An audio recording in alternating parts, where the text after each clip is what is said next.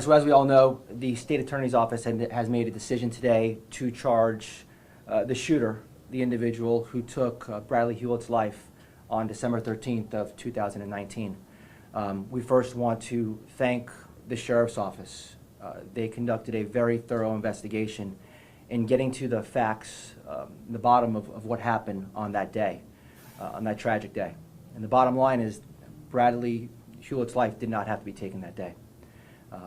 This great family lost a son, a brother, a great member of the community, and it didn't have to happen.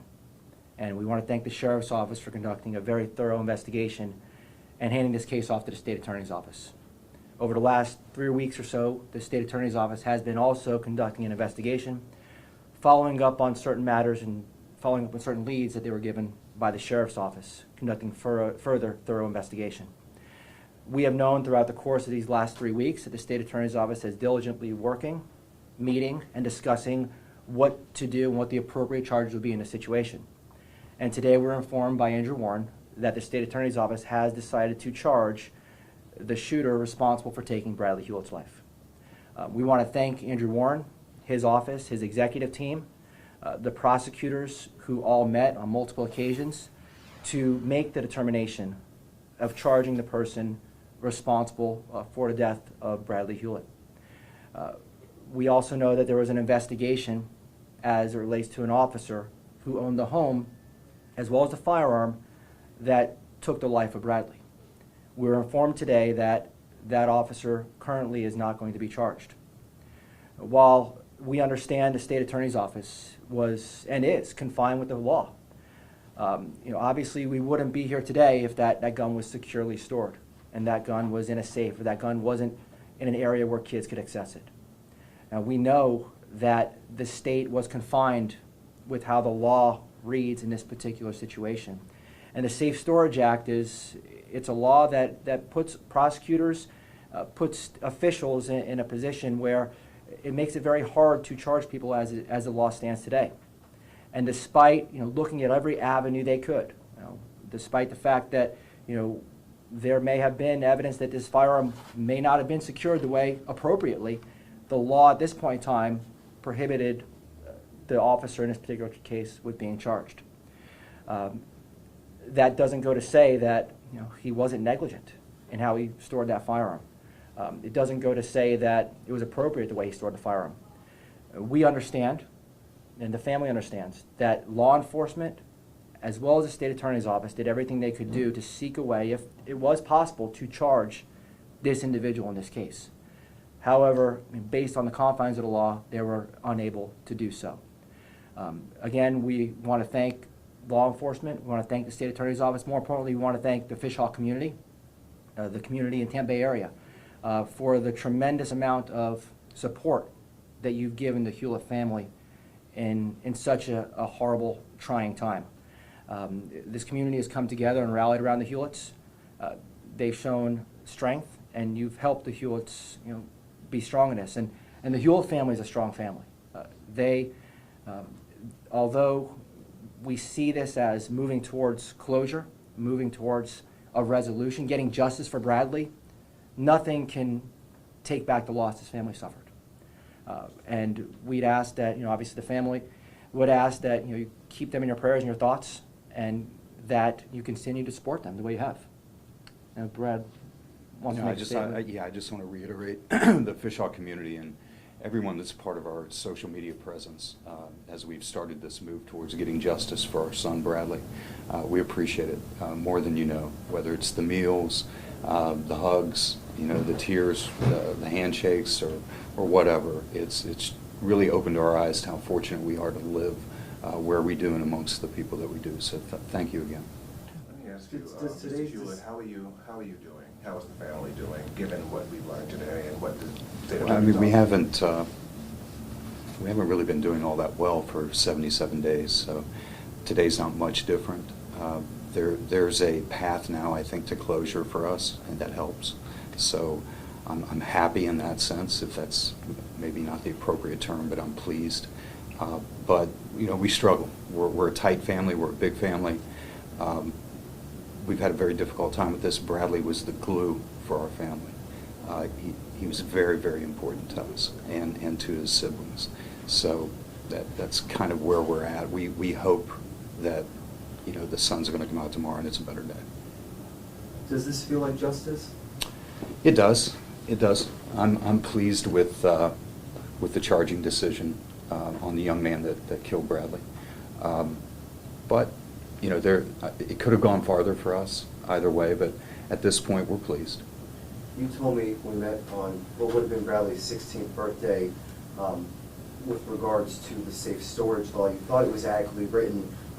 Sheriff Chronister has basically put out a strong statement saying that might possibly needs to be changed after the decision today to see no charges at this point against that police officer who left that gun in a locked bedroom that the boys were able to get a hold of. Do you see your family fighting for changes to the state safe storage law? Absolutely. I think that'll be the next big thing that we do in Bradley's honor, is to try and get that law tightened up and made fair. This should never happen. And if that weapon is truly secure, like how I secure my weapon in my home, this doesn't happen. December 14th comes and Bradley plays basketball. Obviously, we're sitting here for a different reason. That's because somebody didn't secure their firearm properly, maybe legally, but not properly. Tonight will be 11 weeks since this tragedy impacted your family and your community. One thing your wife told us in the home, you know, Friday nights just haven't felt the same. How do you feel to get this news on what's going to be a Friday heading into this 11th week since this accident? Well, I'm hopeful that if the boys are watching that they come over tonight and hang out with us. My wife's out of town for a cheer competition with my daughter Elena, so she won't be there. It's odd, 11 straight Fridays with no one there, or at least not the same group of young men that were visiting all the time, but you know, it's kind of the new normal, and we're adjusting to that on a weekly basis. Have you been in contact at all with the shooter's family in any capacity since this incident? Yeah, my wife spoke with the shooter and his father probably within 3 or 4 days of Bradley being killed. They were at the funeral service. We let them sit with our family in the reserve seating. So we had that conversation. It was only when, I think that broke down when we were made aware that not only had they gotten counsel, but they weren't cooperating in any fashion. And that changed our lives dramatically. It impacted our daughter Ava. It really sent us into a tailspin, to be very frank, and we haven't had any contact since then. Question for you, Anthony. Yeah. In the decision from the state attorney, he seemed to focus in on the word likely in the safe storage law. Yeah. And having spoken to counsel for the Tampa police officer, he seemed to say he's not going to be charged because of that likelihood. Yeah. Is that maybe one of the words, one of the tweaks that needs to be looked at in terms of making this a tougher safe storage law here in our state? No, without a doubt, and I would actually, call on the legislature to do something, because this is what needs to happen to make people aware that you can't just leave your firearm sitting around on a countertop. And the way the law is written now, it says likely or reasonably secured. That's not enough. There needs to be provisions put in the law or taken out of the current law that don't allow this loophole. Because what's likely? If you lock your door and you say, don't come in my room, and the person comes in the room, well, he's a good kid, he's likely not to get in. Well, he got in. And that creates a situation where under the law as it stands, it allows for defenses. It allows to say, hey, likely he wasn't going to come in, or it was reasonable for me, based on my knowledge of my child and based on where the door was locked, reasonable for me to believe that no one was going to get in. And that's the problem the state had in this case, and that's the problem a lot of prosecutors in this particular state have in prosecuting cases where there may be a violation of the Safe Storage Act because of that provision where it says likely or reasonably safe. Now, there have been attempts in our legislature to remove that last line of the statute completely and basically require one of two things. It have a trigger lock or a firearm be placed in a safe. Removing that third prong, that third provision, reasonably safe, and then the fallback likely for someone to receive the firearm, removing those provisions would make this law stronger, would make this law more effective in prosecuting cases like this where someone is innocently killed by a firearm that was left unattended in the house. And Mr. Hulett, you talked about, you're a gun owner yourself, you kind of touched on this. You told us, your children come to your home they don't have to worry. What do you want to say to gun owners in our community, anyone watching this? What is your message to them to hopefully prevent this type of tragedy from happening to another family? Well, I think the irony is that probably 99.9% of gun owners know the answer. Use trigger locks. Secure safely in a safe that only you have the combination to. That's what I do. And it's unfortunate that that didn't happen in this case, because we have a completely different outcome if something that simple is followed and that reasonable, frankly. What do you miss the most about your son? Wow. Everything.